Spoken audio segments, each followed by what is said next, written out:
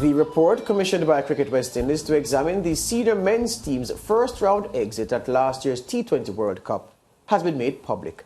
Cricket West Indies had appointed a three-member panel chaired by High Court Judge Patrick Thompson Jr. The other members, the batting legend Brian Lara and the former Australia and South Africa head coach Mickey Arthur. The panel concluded that the Caribbean side was underprepared for Australian conditions. The reasoning was that conditions for the Caribbean Premier League, which preceded the Caribbean side's trip to Australia, bore no meaningful similarities to what was faced down under. The panel said the time between the end of the CPL and the start of the World Cup was simply too short. West Indies had to play the qualifying round of the tournament, but did not make progress. They lost to Scotland and Ireland while narrowly beating Zimbabwe. Justice Thompson and the Cricket West Indies chief, Ricky Skerritt, have been interacting with the media at a virtual press conference. Here's Skerritt addressing the issue concerning under-preparation.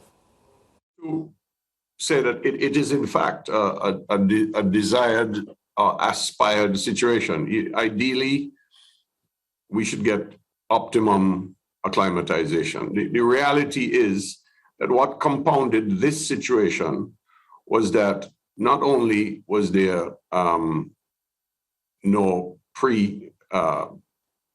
significant amount of time for acclimatizing it. The players had just come from playing actively and strenuously in the Caribbean Professional League in a completely different environment and got there with very, very little time to acclimatize. Now, acclimatization involves both off the field and on the field. Players travel so much these days that off the field is not as difficult, but jet lag is a significant medical phenomenon that could affect performance.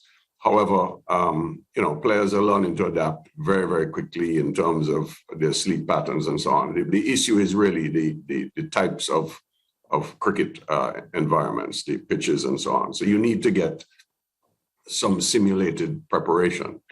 I mean, right now, we're already doing it. We've been doing it with the women's team more recently. We did it with the women in the last World Cup in New Zealand, and the women did very, very well as a result. We have our women's team in South Africa right now playing in a triangular series that began today. They will be playing within the next couple of days, a triangular series with India, South Africa, and West Indies in South Africa, where we are going to go on to play in the World Cup.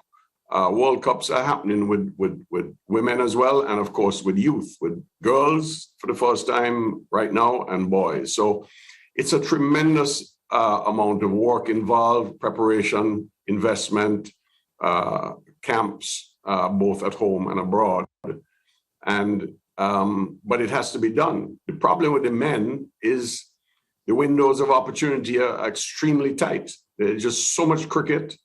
And I mean, even to get the CPL in so that we can get the best players available, especially coming out of the pandemic. The pandemic caused a pileup, a sort of backup of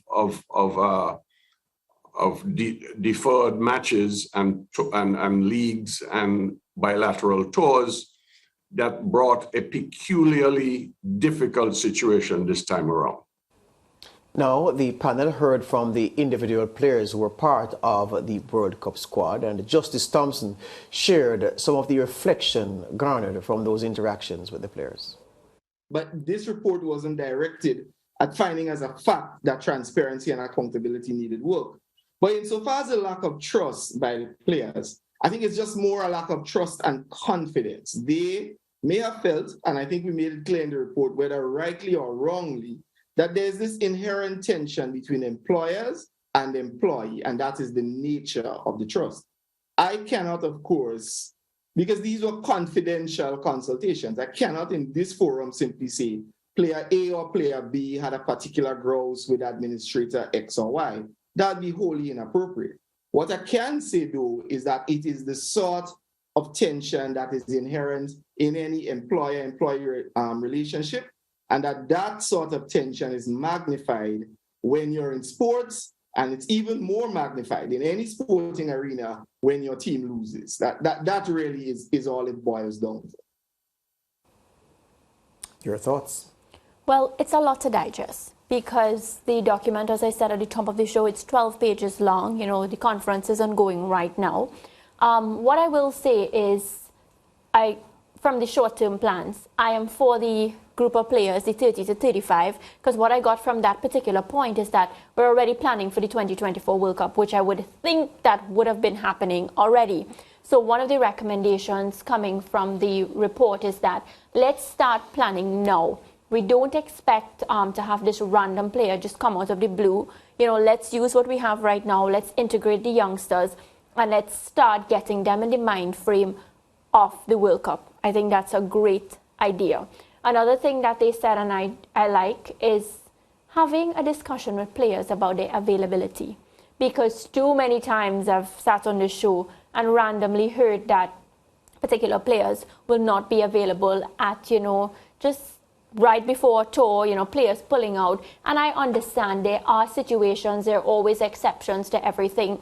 But I feel like, you know, with our crop of players, this has come up too many times. So those are just like two of the points that I would have seen from all the recommendations that I'm definitely for. So I find myself in the strange position of having a lot of sympathy for Cricket West Indies, especially on the point of the preparation, because think about it. The volume of cricket that is being played now, and the volume of cricket that was being played certainly around the time of the World Cup, the weeks leading in, how else would the West Indies players have prepared for the T20 World Cup in Australia? So someone could say, well, they could have been in Australia, all right? So they're already in Australia. What kind of competition would they have amongst them? So you bring a 30 deep crew. First of all, those players would then not be available for the CPL because the CPL couldn't be moved because, of course, coming out of COVID and the grand return and everything else. So those 30 players, if you take them out and take them away to Australia, wouldn't have been available for CPL. And so you'd have had a significant problem there getting the best players. So, okay, you didn't get the best players and you went to Australia to prepare with the players who weren't the best. That would have been a futile exercise because the competition among players who are not the best players would not have been good enough to simulate the level of competition that you'd face through the qualifying stages and in the group stage if you got there. So, to criticize under preparation is to suggest that, well, not necessarily, but based on how it is presented, as if to say the preparation could have been better and ought to have been different, considering that the CPL was before the tour and the CPL was being played in different conditions. The CPL was a kind of preparation that we all felt was ideal because it was high-level competition. Yeah, the CPL is at a very good level. Yes, so we thought it was good. So I don't know how at any time in the future, with even more limited overs cricket to be played by the various countries and franchises, that there'll ever be a window where you can have a typical preparation going into a tournament where all the players are in a camp, captive for 3-4 weeks, and they're just training, playing practice matches as they go along, and then they're cherry ripe for a tournament. And the training that would have been done would have been completed inside the host country for the big tournament that they're playing. I can't see that happening. The other thing quickly is this. When you say that when they say that player availability is an issue and needs to be tied down, how? Remember, we can't afford to reward our contracted players like the English do, or the Aussies do, or the New Zealanders do. And so, certainly my producer is telling me India. Obviously, that's the big example. Thank you for that one, right? So, a man has an opportunity to make 2-3 times what the West Indies are paying him to effectively stand down from franchise cricket. Only a fool would not go because you have no guarantees that you are going to get the sort of action that will give you the sort of income that will support you as a jobbing individual. Remember, cricket has no pension in real terms. Yeah, so it's what you make that you will invest, not in certain institutions, that will tide you over until you are, when you are in your olden days. So I'm saying all of these things, some of the criticisms are things that are difficult to avoid. Yeah, and another point, and I know we'll be continuously discussing. Well, Justice Patterson is coming on the show on Friday, so we can put some of these issues to it. Which is perfect, because I want to touch on that lack of trust. I know personally, having spoken to players in interviews, and of course just behind the scenes based on what we do, many of them, that lack of trust point that Justice Patterson spoke about, it's a real issue, and it has been affecting a lot of things. So I look forward to Friday's show. Do we take a break now? Is it break time? All right, and when we take the break and come back, George is going to be heading to At the Track.